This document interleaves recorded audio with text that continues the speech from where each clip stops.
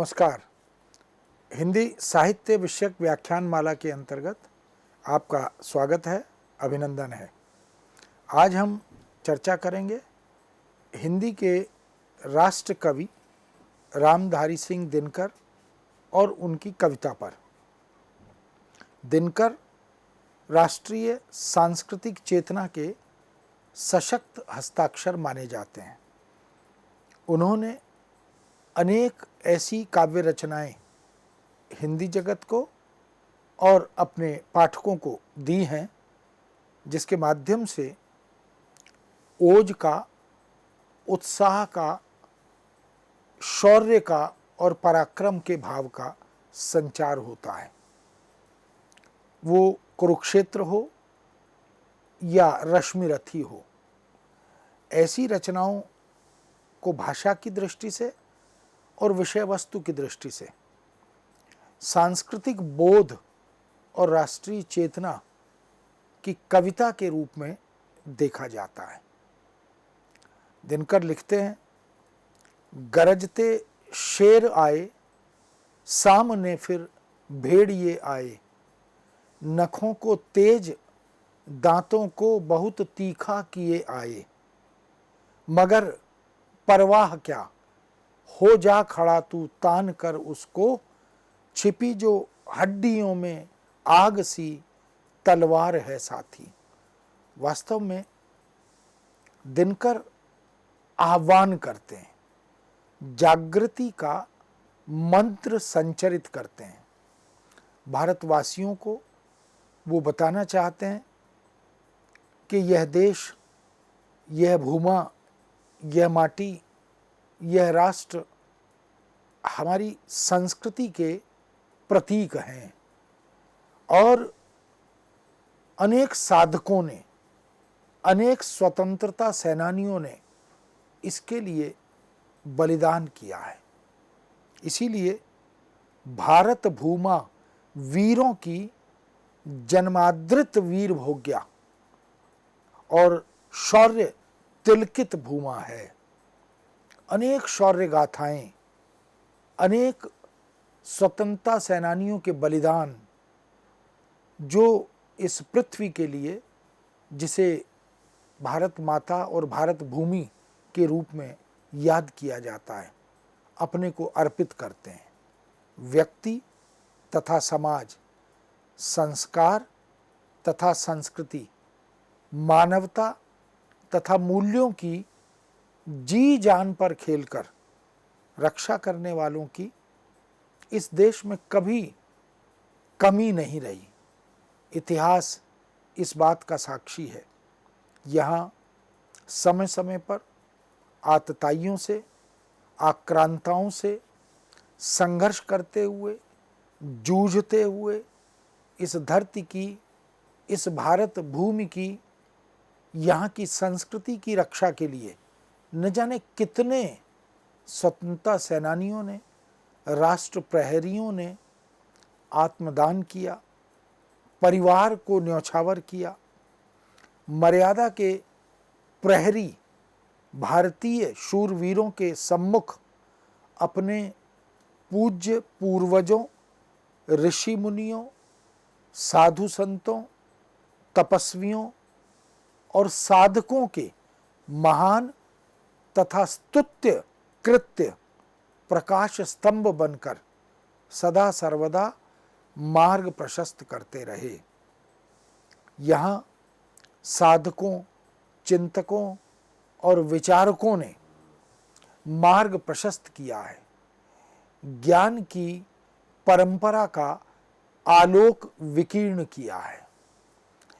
कर्तव्य बोध से जोड़ने का कार्य किया है।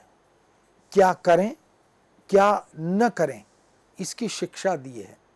इसलिए चाहे संस्कृत युग हो और या आज का युग, अनेक उत्कृष्ट, श्रेष्ठ, वरेण्य कवियों, गीतकारों, लेखकों और राष्ट्रभक्तों ने ऐसे शूरवीर राष्ट्र नायकों का शौर्य गान लगातार निरंतर किया है।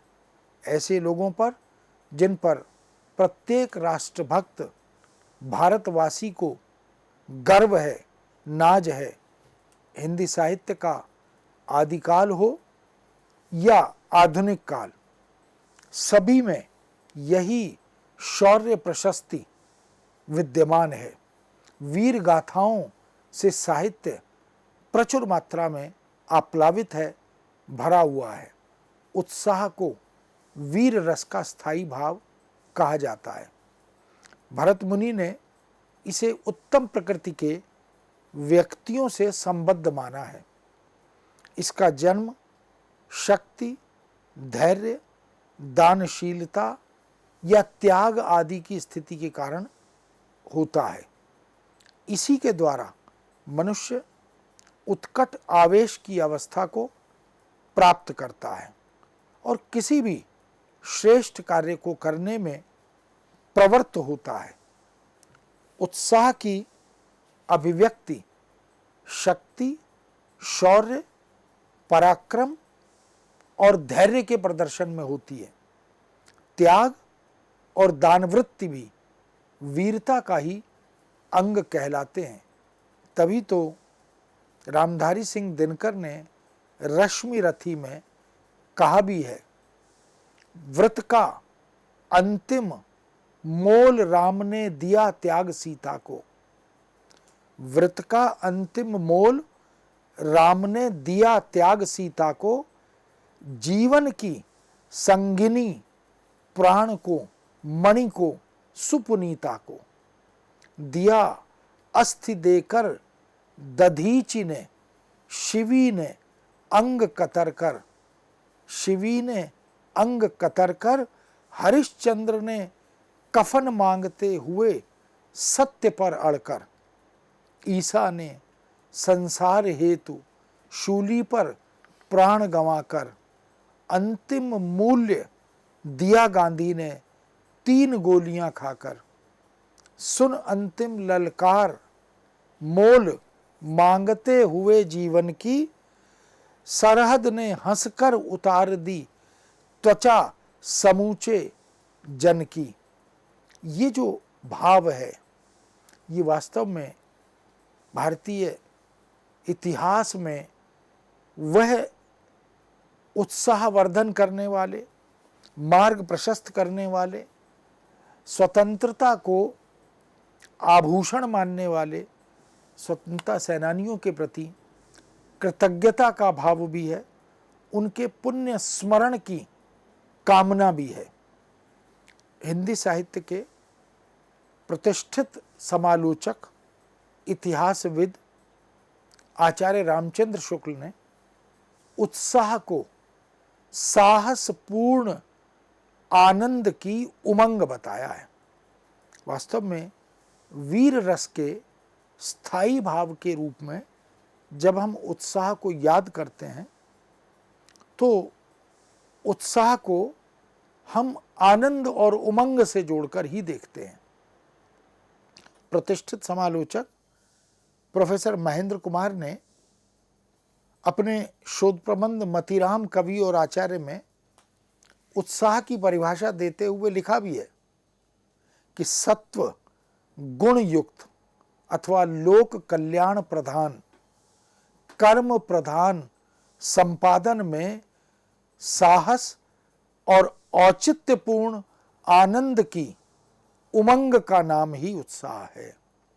इस तरह कह सकते हैं कि लोक कल्याण प्रधान और सत्व गुण युक्त कर्म, दूसरा कर्म संपादन में उत्कट आवेश, औन्नत्य, दृढ़ता और उत्साह, और साथ ही आनंद, आशा, आत्मविश्वास और संतोष, ये सभी भावों की गौरवपूर्ण अभिव्यक्ति उत्साह में सम्मिलित और समाहित रहती है। रामधारी सिंह दिनकर एक ऐसे ही धधकते सूर्य का नाम है जिसने अपनी लेखनी से शौर्य पराक्रम, वीर भाव, ओज और उत्साह को जी भरकर सरसाया है और कविता में पिरोया है।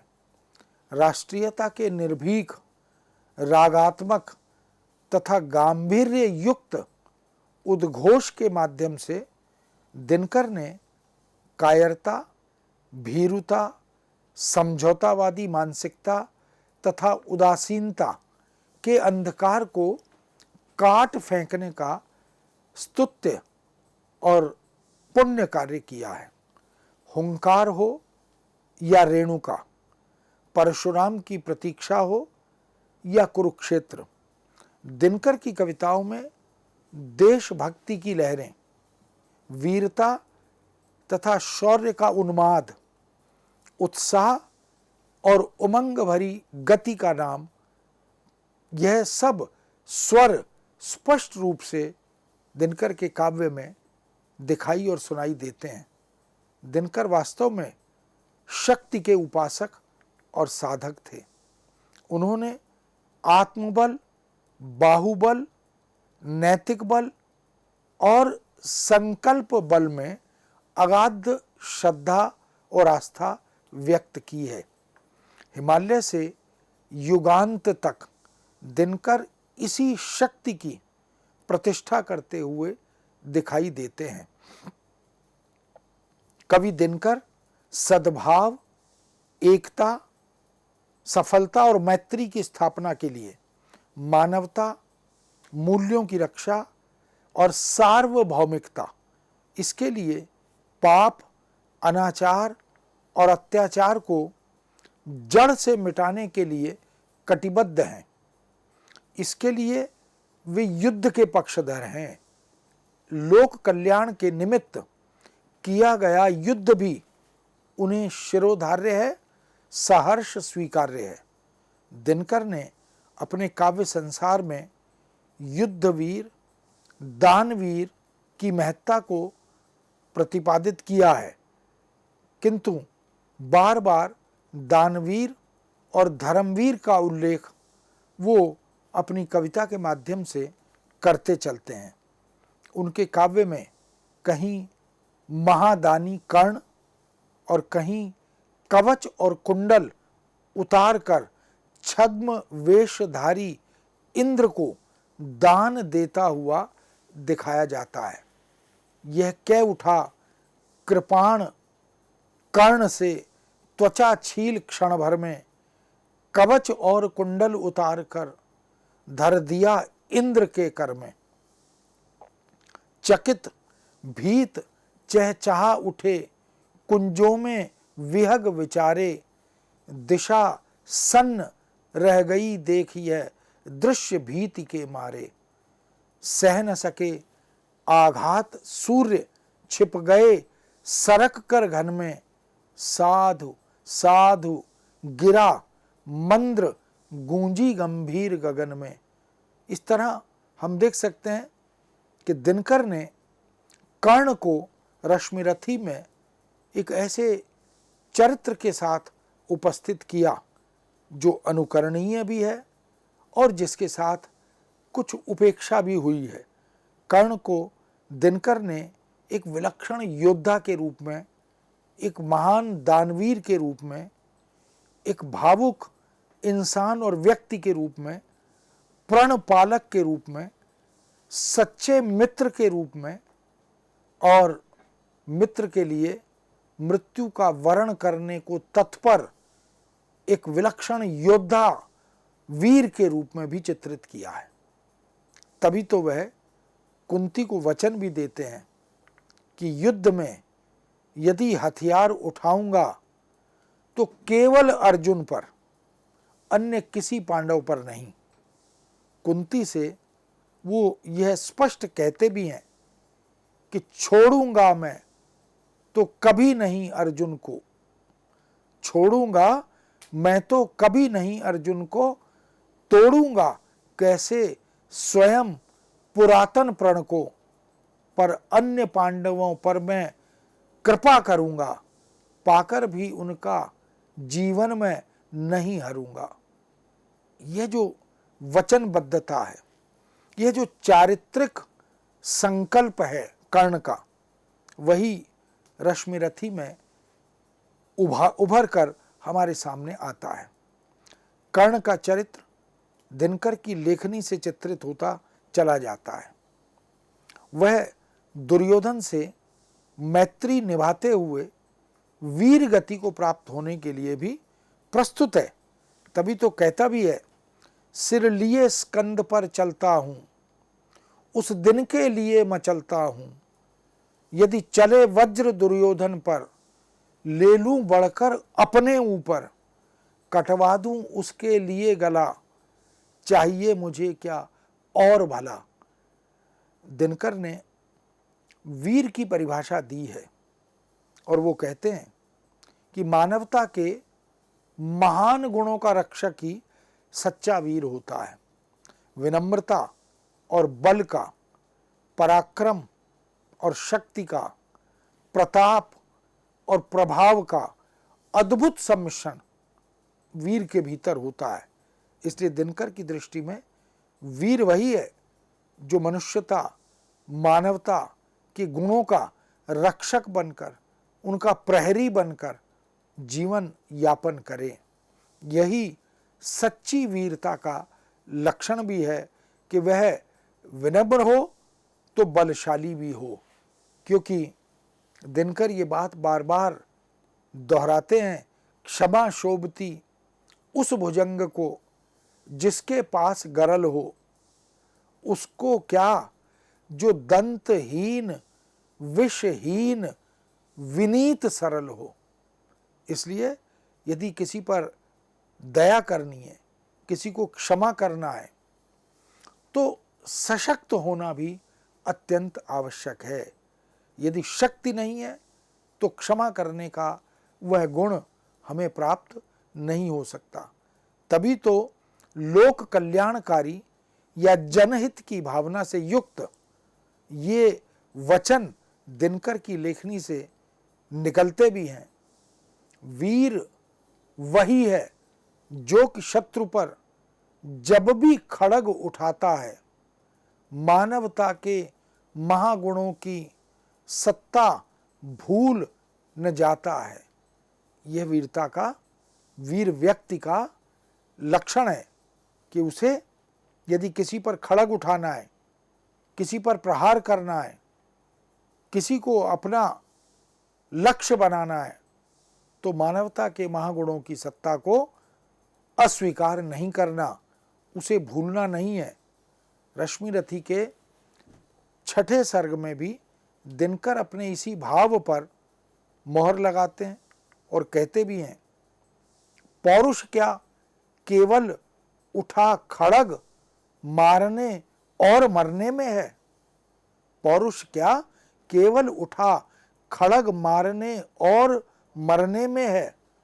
तब उस गुण को क्या कहें मनुज, जिससे न मृत्यु से डरता है, लेकिन तब भी वह मरता नहीं, वह स्वयं विश्व हित मरता है। तो इसलिए विश्व के हित के लिए, लोक के कल्याण के लिए, सबकी भलाई के लिए जो प्राण देता है वही वीर है। रश्मिरथी के कर्ण को कवि दिनकर ने दृढ़ प्रतिज्ञ बताया है, साहसी बताया है। वह तेजस्वी भी है, वह विवेकशील भी है, वह विश्वासी भी है और जनहित या लोक कल्याण के निमित्त समर्पित भी है। यह भी वीर के लक्षण और आभूषण हैं। किसी भी वीर व्यक्ति में यदि ये सारे गुण हों तो निश्चित रूप से ये उसका अलंकरण करने वाले तत्व हैं। इसीलिए दिनकर का चित्त वीर कर्ण के चरित बखान में खूब रमता है। कृष्ण तक से दिनकर कर्ण की प्रशंसा करवाते हैं। यानी कृष्ण भी कर्ण के व्यक्तित्व की, गुणों की, संकल्पबद्धता की प्रशंसा दिनकर करवाते हैं और कृष्ण कहते हैं, यह महामंत्र मानव कुंजर कैसे अशंक हो रहा विचर, कर को जिस ओर बढ़ाता है पथ उधर स्वयं बन जाता है। तू नहीं शरासन तानेगा, अंकुश किसका यह मानेगा। दिनकर ने संपूर्ण साहित्य में भारतीय वीर काव्य परंपरा, उनके द्वारा प्रतिष्ठित मूल्यों का एक प्रकार से पुनर्आख्यान, उसकी पुनर्व्याख्या की है। हमारा पूरा वैदिक साहित्य इसी वसुधैव कुटुंबकम की भावना से ओतप्रोत है। शौर्य, पराक्रम, शक्ति, नीति, धर्मपरायणता, कर्मण्यता, ऐसे पुण्य भावों का आख्यान दिनकर करते हैं। दिनकर वास्तव में पूरा साहित्य, पूरा चरित्र, पूरा आख्यानों के आख्यानक कवि बनकर हमारे सामने आते हैं। रामायण और महाभारत जैसे महान ग्रंथ भी इसी वीर भावना की प्रतिष्ठा के प्रहरी बनकर आते हैं। राजा महाराजाओं के युद्ध, आक्रमण तथा शिकार आदि के प्रसंग भी संस्कृत हिंदी साहित्य की अद्भुत धरोहर माने जाते हैं। कहीं राजाओं की धर्म प्रियता, कहीं न्याय प्रियता, कहीं दानवीरता, कहीं युद्धवीरता, इन सब का बखान दिनकर अपने काव्य ग्रंथों में प्रचुर मात्रा में, भरपूर मात्रा में करते चलते हैं। आदिकाल से आधुनिक युग तक हिंदी साहित्य में लगभग 1200-1300 वर्षों का ऐसा ही इतिहास उपलब्ध है, मौजूद है, जिसमें वीर पुरुषों का वीरोचित गुण विस्तार से वर्णित है।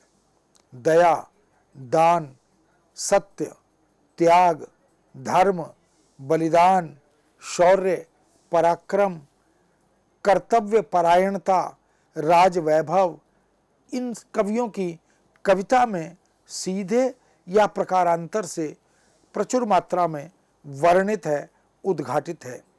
दिनकर ने भी इसी वीर काव्य परंपरा को अपनी कविता के माध्यम से आगे बढ़ाया है। पृथ्वीराज रासो, परमाल रासो, बीसलदेव रासो, गोरा बादल की कथा, ढोला मारूरा दूहा, वीर सिंह देव चरित, छत्र प्रकाश, सुजान चरित, जगत विनोद, हम्मीर रासो, शिवराज भूषण, शिवा बावनी, छत्रसाल दशक, हिम्मत बहादुर बिरदावली, ऐसी अनेक रचनाएं हमें मध्यकालीन साहित्य में, प्राचीन साहित्य में मिलती हैं। इस दृष्टि से हम देख सकते हैं कि हिंदी साहित्य में वीर रस की अजस्र धारा प्रवहमान रही है और यह धारा आदिकाल से लेकर आधुनिक काल की रचनाओं में रचनाकारों की प्रतिभा के माध्यम से हमें उपलब्ध होती है। मित्रों, इस विषय को यहाँ विराम देते हैं। पुनः आपके समक्ष उपस्थित होंगे। आज्ञा दीजिए। नमस्कार।